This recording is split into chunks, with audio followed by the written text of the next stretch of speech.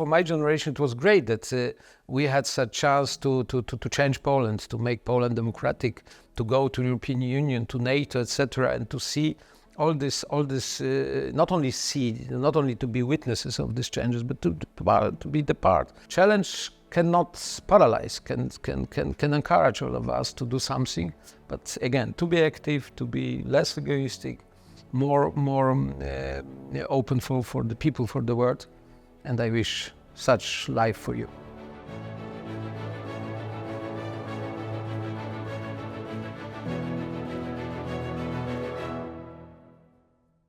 I'm talking with President Aleksander Kwaśniewski, who was the president of Poland at the time Poland has been joining the European Union, so 20 years ago. Mr. President. Mr. Professor. Just, if I remember, at the moment when we've been joining 20 years ago, it seemed that a transition is our special part of the history that is close to the end, because it was just a transition from central planning to the market economy, to democracy. And now it seems that it's not true, that actually the transition is everywhere, that we are living in the world, in the times of the transition, globally, in Europe, in Poland. And my question is, what would you expect then for the next 20 years in Poland, in Europe, in the world, looking at our experience? Well, first of all, this last 20 years, especially this time of Polish membership into European Union, is a success story. And I think we can repeat the same opinion about the region. I have such a strong belief that Central Europe, Eastern Europe, members of Europe, the countries which are members of the European Union, achieved a lot and are in much better state as 20 years ago. Second, I remember very well the book, Fukuyama's book, The End of the History, and we know after this book and after everything what we can see now, that the history has not an end. The still is a process, and in this process we have a next stages, next challenges, etc. And in my opinion, this next 20 years, it's very difficult and complicated time. I have such even a stronger feeling that this enlargement, decision about enlargement, this so-called Big Bang, 2004, it was probably the last great, positive, optimistic decision of 21st century. Because if you see what happened after, we see a lot of problems. The first financial crisis, next the pandemics, migration, the crisis, then pandemics, then Russian aggression against Ukraine. So to find some good positive element in this period is very difficult. It's a nightmare. Well, maybe not yet, but close. But close. And I think this next 20 years is really very, very difficult time. Why? First, well, this is not that the factors are more or less important, but if you allow me, I want to touch these main elements. First, we have a time when we see the old architecture of geopolitics is finished, and the new one is still not created. So that is a very chaotic situation. And we can, of course, see this ambitions of China to be number one in the world. America tries to keep the position. Russia is much more imperialistic in its politics as before. And European Union is a question mark. What is our idea of our position in this new architecture of the world? But this is a point number one. This geopolitics is unclear, is changing, and can be very dangerous. Second, we have unbelievable, unprecedented technological progress. And we cannot foresee all the consequences, such new phenomena like artificial intelligence. And this is not also end of the history. I think after artificial intelligence, we'll have something new. It may be the beginning of the new history. But probably it's the beginning of new history. So, but this technology, and even not the fact of the changes is a problem, but the pace of these changes is a question, because to adopt, to accept this new technologies is really a big problem and creates a lot of uncertainties.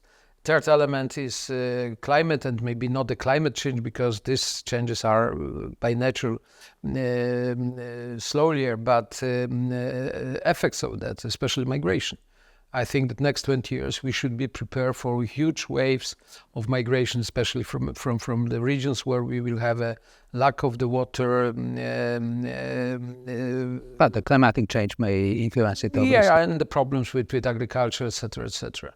So that is a next point and fourth point is especially here in Europe, let's say our domestic problems, because what we see now, this growing role of populistic parties, of nationalistic parties, that can change this political and social environment very much for next 20 years.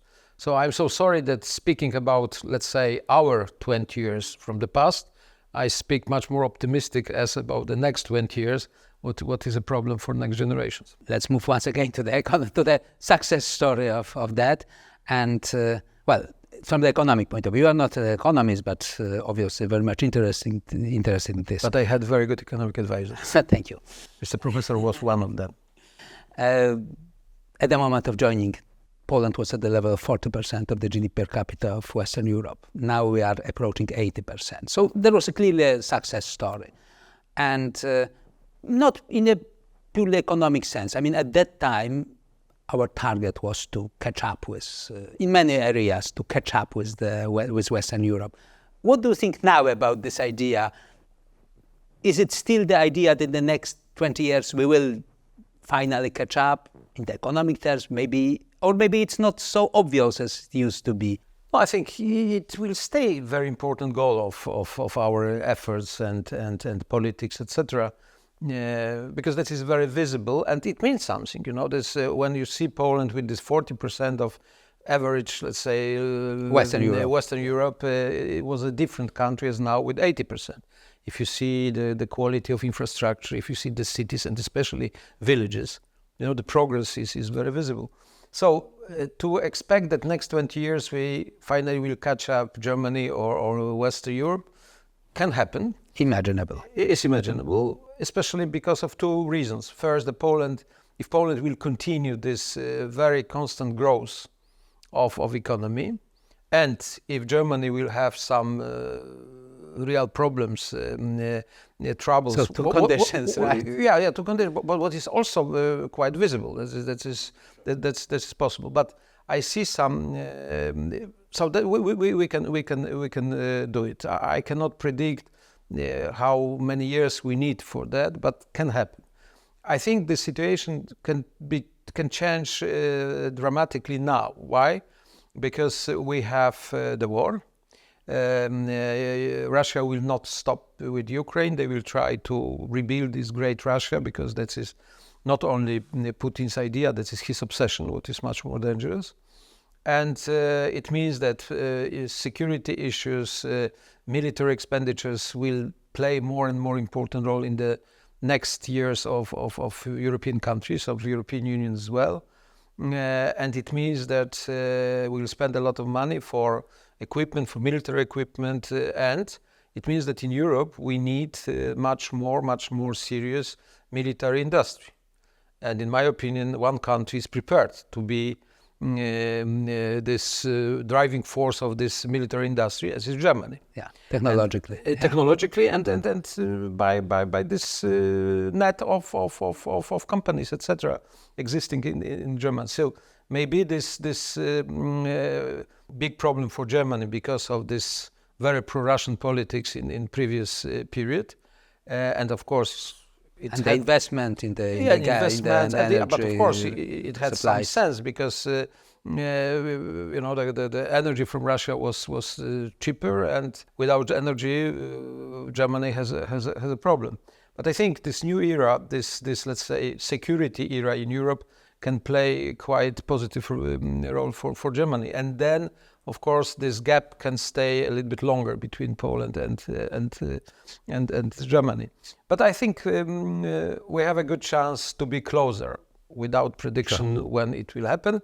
If we'll continue this growth, if we will have a stable economy policy in Poland, And if we will overcome this polarization, which in my opinion today is a main problem for Poland in the future, because it destroyed this human capital, which is limited, because demography can be the problem for Poland in this plans of economic growth in the future as well.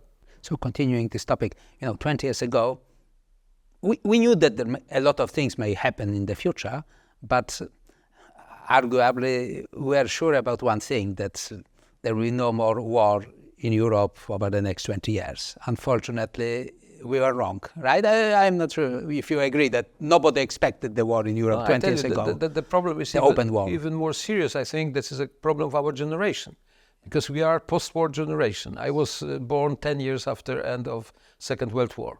And for my generation, it was absolutely unimaginable that in Europe, of course, we've seen the wars in Vietnam, Afghanistan, in some other, but Serbia, it was far away. Yugoslavia, it's even Serbia, was a special story. But shocking. Shocking. But necessary to say that for me, for example, it was a shocking. That here, very close, we have such bloody and tragic war. But to expect such war so close to us, it was unimaginable. It seemed that the 20th century is over. Yeah, and it means now we have a new problem. And so new the challenge. last question would be, what would you think about, what Poland should do in the region to feel secure, and to also show to the investors, domestic, foreign, that this is a safe place to? It's a new situation because we have a war, and that is a fact. And we don't know when this war can be finished.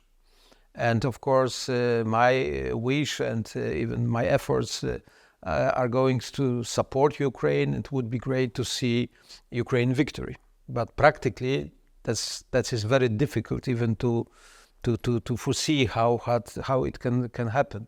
But that is a point number one. We should support Ukraine. Ukrainians are fighting. They show for all of us in the world unbelievable courage. They pay the greatest price, because not only economy, but also the people, they have limited human resources. But what we should understand that Ukrainians are fighting not only for our values, for democracy, but to some extent instead us. Because if we'll have Putin on our border, Polish border, if Putin will go to Moldova, if Putin will try to take to bring back Caucasus, Central Asia, etc. Well, that will change this geopolitical situation very, very much. And of course, the peace, some kind of stability in the region, that's his precondition of everything. How to reach it, that is a big question and without answer today. Poland domestically should be politically predictable. Poland should decrease this very deep polarization, what we have now. Poland should protect the rules of the game for investors. It means good judiciary, good laws, very clear politics.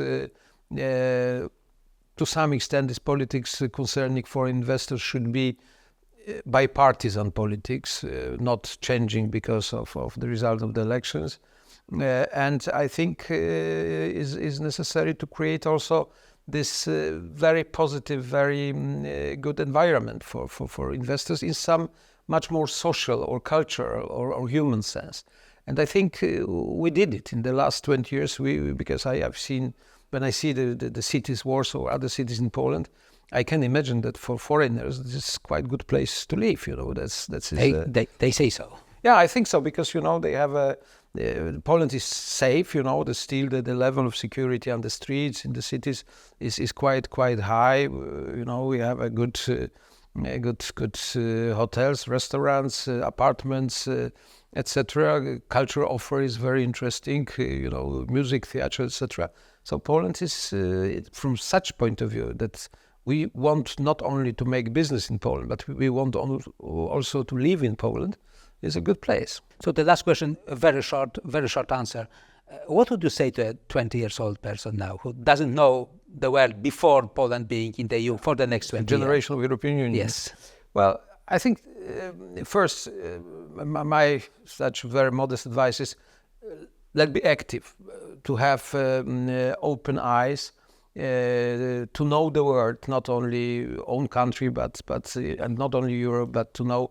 It would be good to know what is going in the world, to be less egoistic and more social, what is especially important in this time of social media, when I see young people watching only the small screen of smartphones, etc.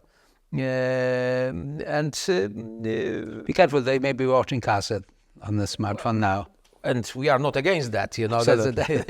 But this is the problem of this social contacts. I see some lack of this let's say sensitivity to different person, to different people.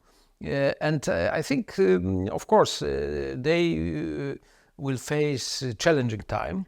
But challenging time is interesting. It's not boring. Especially in such. Let you live in interesting times. Yeah, and especially for my generation, it was great that we had such chance to change Poland, to make Poland democratic, to go to the European Union, to NATO, etc., and to see all this. Not only to be witnesses of these changes, but to be the part. Challenge cannot paralyze, can encourage all of us to do something, but again, to be active, to be less egoistic, more open for the people, for the world, and I wish such life for you.